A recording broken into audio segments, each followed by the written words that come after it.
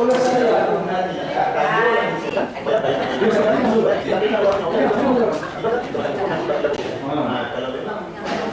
pendidikan dan kesehatan untuk masyarakat sekitar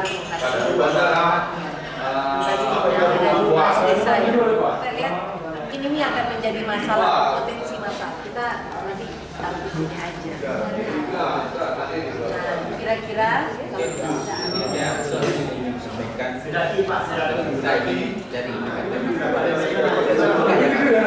dari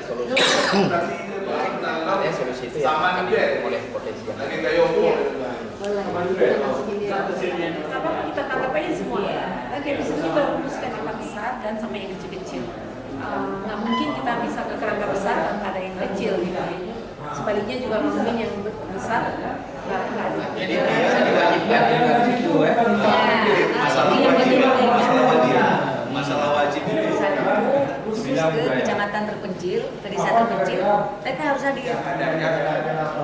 Bangunan maupun tempat untuk pelatihan kebudayaan.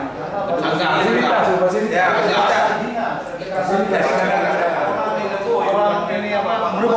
jangan ditempatkan di WNA sana.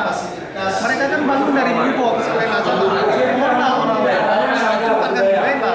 Nah, orang di kecamatan itu ditempatkan di kecamatan itu. Orang yang di kecamatan itu ditempatkan di kecamatan.